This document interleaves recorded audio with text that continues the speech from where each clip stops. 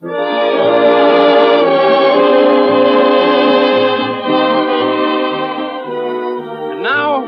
now we're going to move over to stage 28, right across the way, next door to the replica of old Maxwell House we built right here in the lot, where the Rosalie party's going full blast.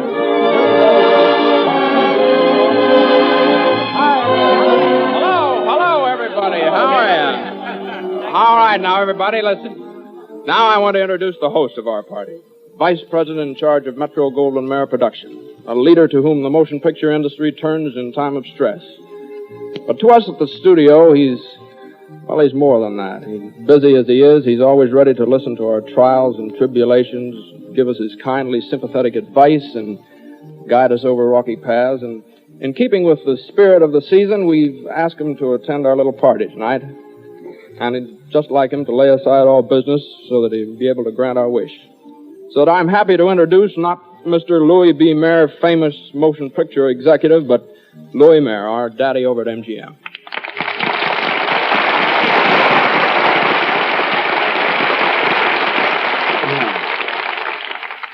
Thank you, Jimmy. That was very sweet of you, and I appreciate it. It is sentiment such as you have expressed that makes my job an easy one. It is not often that we who sit behind the desks have the opportunity to personally contact, through the medium of radio, the millions of fans without whom there would be no motion picture industry. It is a fitting time, this sacred holiday of Christmas, to express the gratitude of Maxwell House and ourselves to our friends who are listening in for their fine support that has encouraged us to build the MGM to the position it has attained. I want you who are listening in to know that our appreciation of this support will be expressed further in a greater effort than ever before to please and entertain you. Our studio has had the honor of giving parties to famous people. This party tonight, however, is one of the most important celebrations to me because it is a party for our own studio family, the people who have just finished the romantic musical picture, Rosalie, a most ambitious production.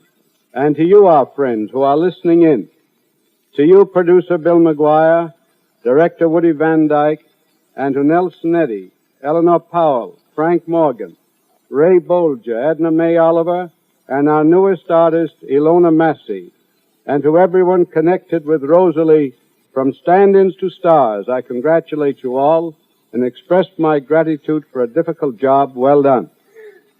Now, Jimmy, I would suggest that we start this party with a song, and let it be sung by a great singer. On my last trip to Europe, I found his popularity there as great as it is in America. It is my good fortune to take him from the concert stage and bring him before the camera so that millions of fans might enjoy his golden baritone voice. As a man, he measures up to his voice and his personality. Nelson Eddy.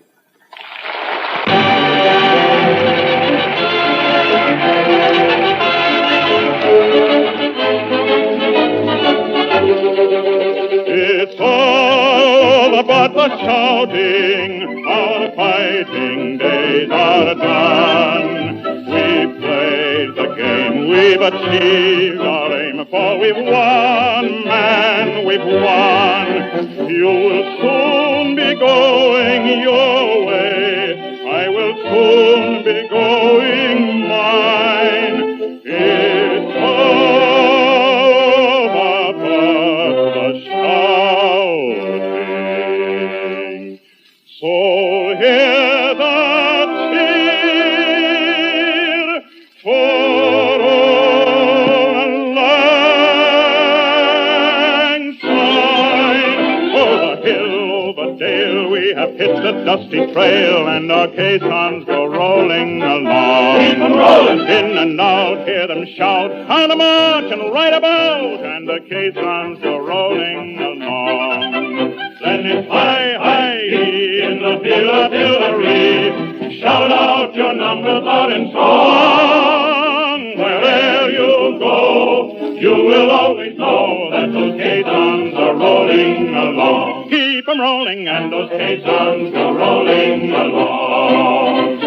The dreadnought seems to be at the bottom of the sea, but there was a mine in the army line that sank the whole navy. When the army puts on steam to the middies, it will seem that the cadet Grey has the right of way o'er every navy team. Hi, hi, he in the field artillery. Shout out your numbers loud and strong. 3, 4. Where you go, you will always go. Let the caissons go rolling along.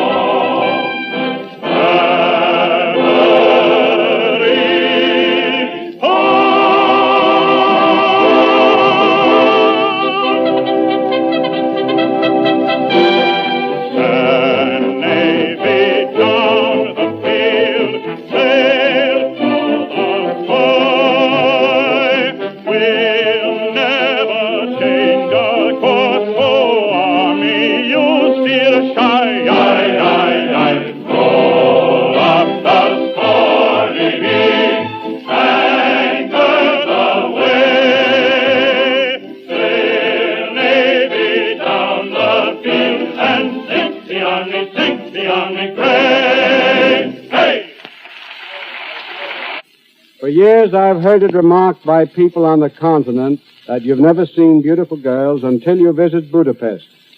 So last summer I finally visited Budapest. But I must insist right here and now, it was solely in the interest of the country. And there I plucked for the screen the fairest flower of the whole continent. She is, in fact, one of the most beautiful girls to be found in all Europe, and on par with her beauty is her marvelous voice and fine acting ability. She has just finished her first picture in America, Rosalie. And when you see her, I'm sure you'll agree with all I say.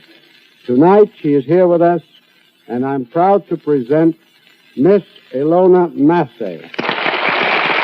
Miss Massey will sing In the Still of the Night from Rosalie.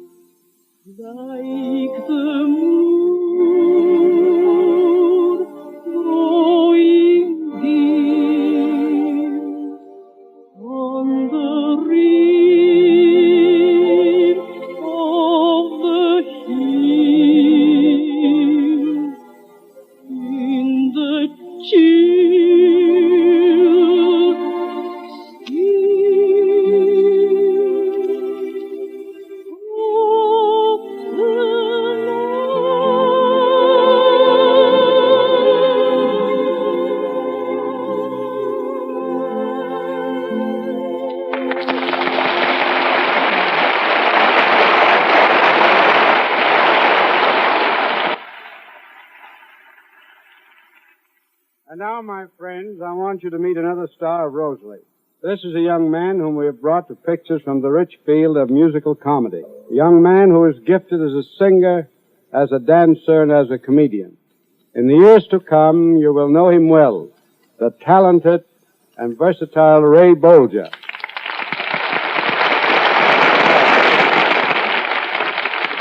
Thank you very much, Mr. Mayor. Ray, you deserve everything said about you and more. Now, what are you going to do to help us entertain our guests? Well, I don't know. I was going to do a song, but I didn't want to take the edge off of Nelson Eddy. And then I thought maybe I'd do a little dance, you know. But Eleanor Powell is doing all right with the dancing. So I thought, well, maybe I could be funny. Well, I don't want to hurt Frank Morgan. Of course, I could lead the orchestra, but Meredith Willson. He's got to make a living. As a matter of fact, the only thing that's left for me is conversation, and I'm not so good at that. Well, Ray, I wouldn't worry. As far as conversation's concerned, there are a couple of the most brilliant wits in the country here tonight who could give you a few pointers. Well, I'd certainly like to meet them. Maybe I could learn something about the art of conversation. You know, pick up an old bromide or two. You know. Who are they? Jimmy Stewart and Frank Morgan. Oh, Jimmy. Oh. Hello, Frank.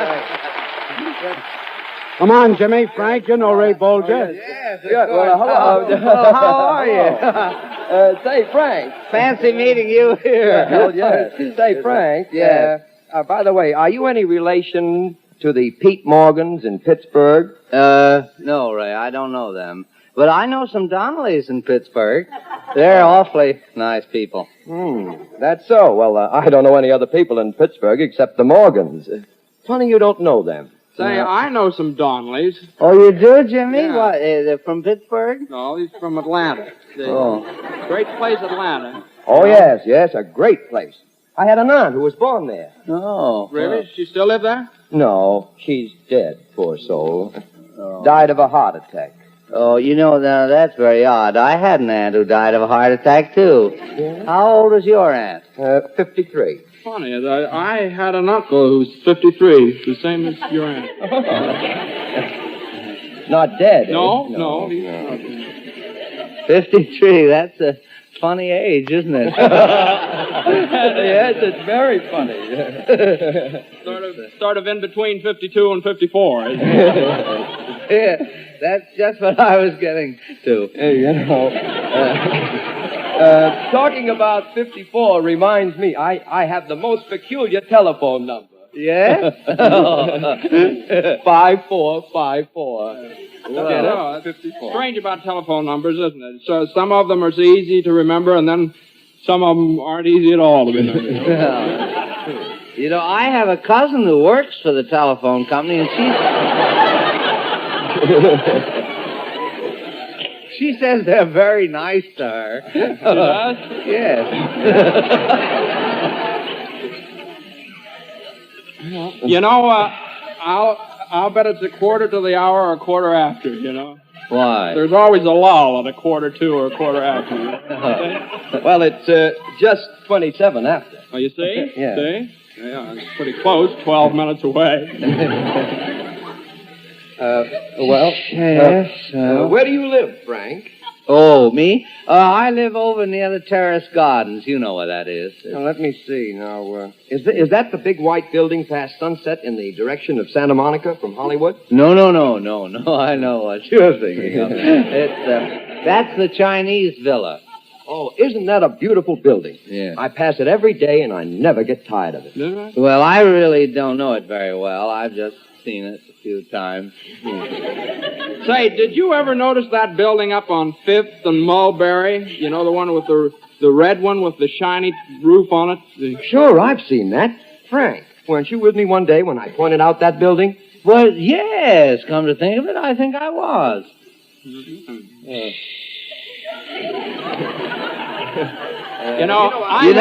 I've got... What were you going to say, Frank? Oh, no, you go right ahead, Ray. It wasn't very important. Jimmy? No, mine can wait. You go ahead. Well, I was going to say, do you remember the day the banks were closed? Do I remember? Well, the day before that, I was walking along Wilshire right in front of my bank when I tripped and fell. Isn't that odd? The very next day, all the banks were closed. Must have been a warning of some kind. Well, that's what I mean. Yeah. Yes. Do you believe in telepathy? In a way, yes. Well, I do. Last winter, I was down south, and my wife was living in a house up north. One day, I remembered we forgot to lay in a supply of coal, so I wrote a letter and told her to buy the coal. And, you know, when I came home, she said she was thinking of it even before I wrote.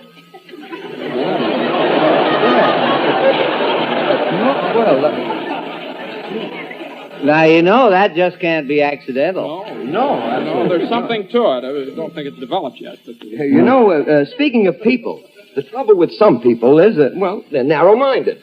Oh, I think you're talking about me? Well, if the shoe fits, wear it. Well, so I'm narrow-minded, huh? No. You know what you are, don't you? Wait. Now, this has been a very interesting conversation. Now, don't spoil it with an argument. Well, I know, but he says I'm narrow-minded. I can't let him get away with that. No, but everybody's entitled to their own opinion, Frank. Yes, but not about me, they're not. I mean, don't worry, I'm nobody's fool. Now, why don't you two fellas make up now? It's silly to argue. Come on, Frank, come on now. Well, all right. I'm sorry, Ray. Me too, Frank. You know, sometimes these discussions get pretty heated, I guess. Say, why don't we all have lunch in my place tomorrow and continue this conversation? Well, that's all right with me. I'd love to come, Jimmy, but I've got to entertain some relatives from out of town. The Browns from Altoona. Terrible bores. Yeah. Babble on hours about nothing. Yeah, well, you've got to expect that sort of thing from some people, I guess. Oh, yeah, sure. You can't...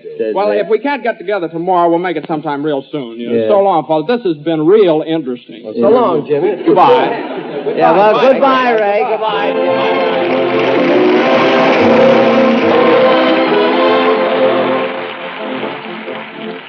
My friends, it is often said that successful artists get there because they are lucky. May I say to you, after years of experience, that when an artist has become a great favorite with the public throughout the world, it is because God has gifted that person with rare talent. Of course, there are the freak momentary successes. Those are accidents. But the permanent success you can put down in your book as an artist blessed with unusual talents. It is our privilege at the studio to bring out and develop these talents, and we are fortunate in having men and women who do this work well. But fundamentally, it depends on the artist and not luck. I'm about to introduce a young lady who was formerly known as a wonderful tap dancer. Today, she's not only applauded as a great dancer, but as a fine actress as well. A lovely, fresh young personality who typifies the American girl so widely admired all over the world. She will sing another Cole Porter hit from Rosalie, I've a Strange New Rhythm in My Heart. Eleanor Powell.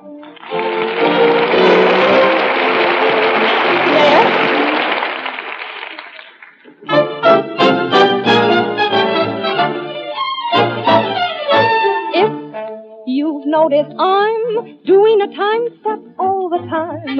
If my walk of late has the syncopated gait, if I start to swing the moment the postman gives the ring, cease your endless chatter and I'll tell you what's the matter.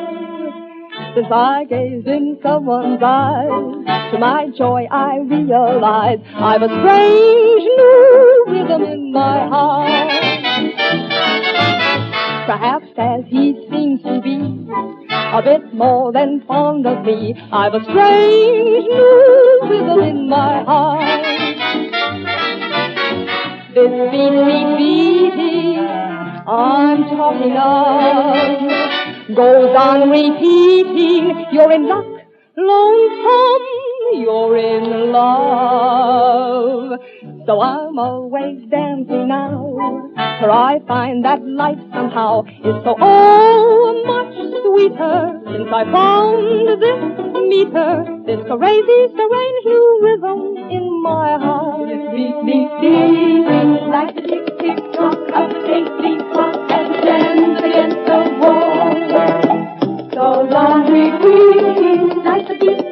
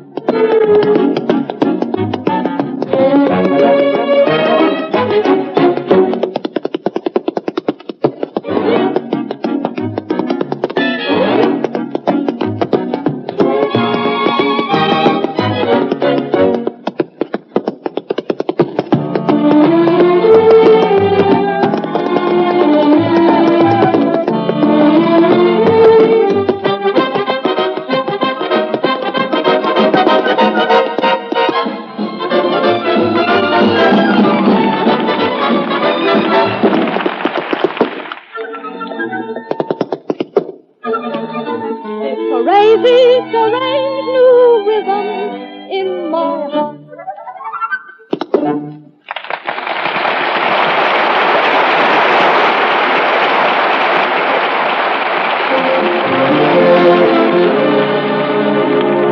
Thinking after tomorrow there'll be just exactly no more shopping days for Christmas time, so I'd like to take just a second to extend the season's greetings to everybody listening in. And I suggest as a part of the celebration a steaming, fragrant cup of Maxwell House coffee, and it's right. And I hope it'll make your Christmas merrier. And while we're enjoying our coffee, Meredith, I'll bring you a cup of coffee if you give us a tune. How about it? Huh? Here it is, Jimmy.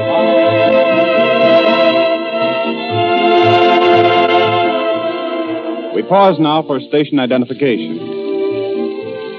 You're listening to KFI, Los Angeles. All right. Ladies and gentlemen, we're continuing our good news of 1938. Mr. Mayor. What now, Snooks? I want to be in the movie. Look, Snooks, you can't be in the movies. You're cute and sweet and everybody loves you, but you're not exactly pretty, and you've got to be pretty to be in the movies. Holly Berry ain't pretty. Jimmy Stewart, will you please take this child away and get her a peppermint stick? What's the matter now? I don't want a peppermint. Well, what do you want? I want to hear Nelson Eddy sing. All right. Oh, no. No sooner said than done. Come on, Nelson. Sing.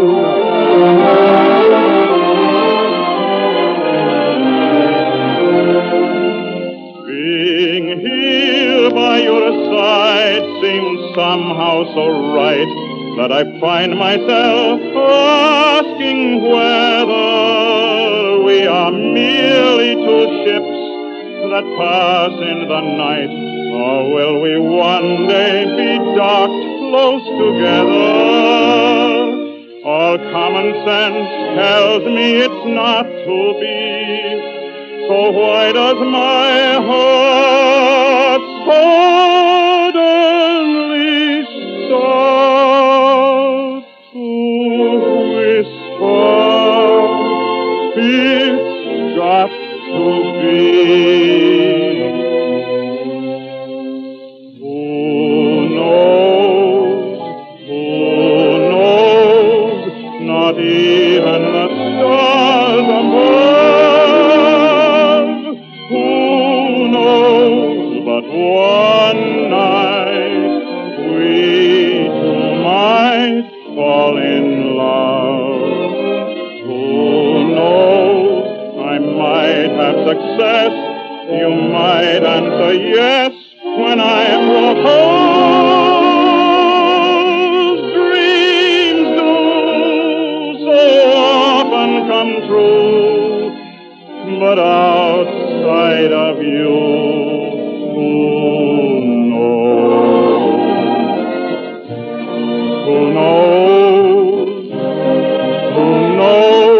not even the stars above.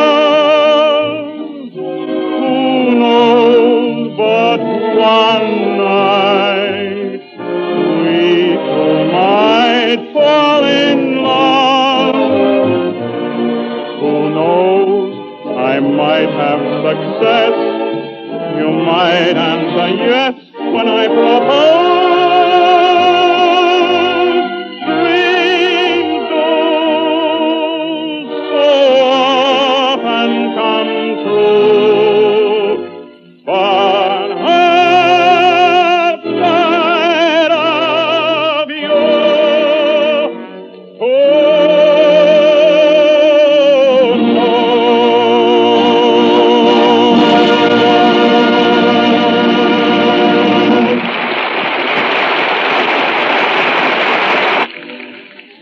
Nelson Eddy, come up here to the microphone again. I've got some good news for you. Yes, Mr. Mayor, what is the good news? Nelson, tomorrow our picture, Rosalie, will be shown over 300 theaters in this country.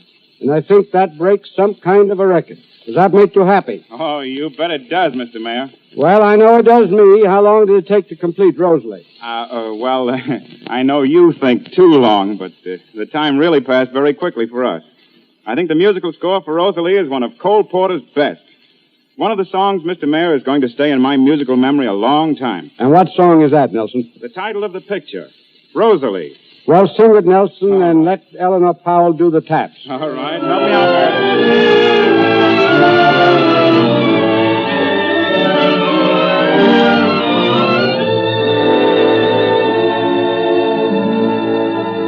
When knighthood was in floor and a manhood a maid, beneath her sacred board he sang a serenade.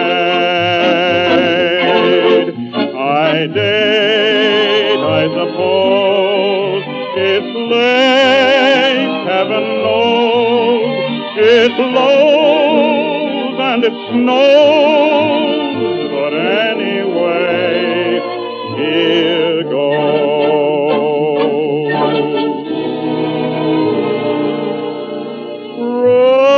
Rosalie, my darling, Rosalie, my dream, since the night when stars danced above, I'm all so much in love. Oh, Rosalie, have mercy. Rosalie, don't decline. Won't you make my life thrilling and tell me you're willing to be mine? Rosalie, mine.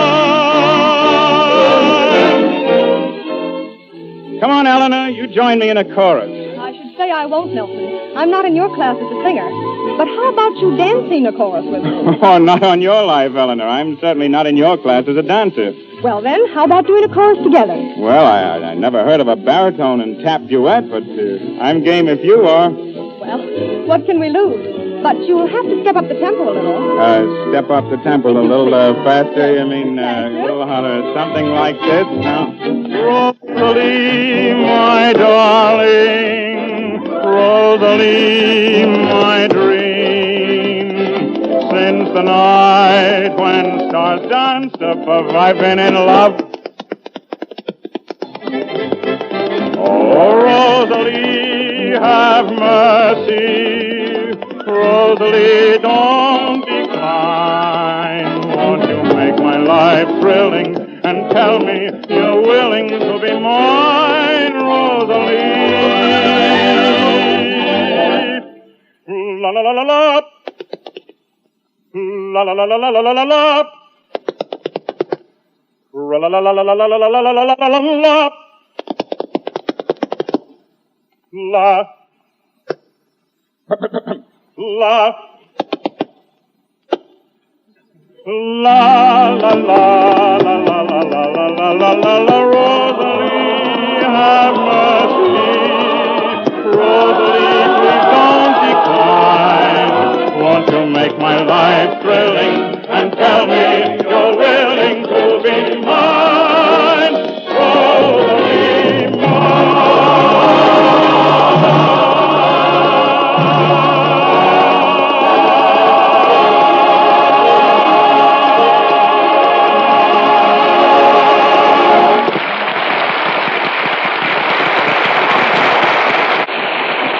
Ladies and gentlemen, in just a moment, Jimmy Stewart will tell you about next week's program.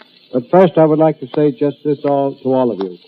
Day after tomorrow, some of you will be having a family Christmas. Husbands, wives, and children. Some of you will have Christmas with your friends. Possibly some of you will be alone. Wherever you are and however you plan to spend this wonderful day, I hope you all have the very happiest Christmas you've ever had and an extra happy New Year, too. Well, we hope you'll all be with us again next Thursday because listen who's going to be here, fellas. Myrna Loy, newly crowned Queen of the Movies. Fanny Brice will be here again, Wally Berry, Frank Morgan, and a host of others. And, of course, Meredith Willson and his orchestra. And remember, your ticket of admission is just your loyalty to Maxwell House Coffee. That coffee that's good to the last drop. So we'll see you next week, and in the meantime, go to the movies and enjoy yourself. Good night, everybody. Merry Christmas. Baby Snooks' Daddy was played by Hanley Stafford. The musical selection, Always and Always, is from the Joan Crawford Spencer Tracy picture, Mannequin. This is Ted Pearson wishing you all a very Merry Christmas from the makers of Maxwell House, the coffee that's always good to the last drop.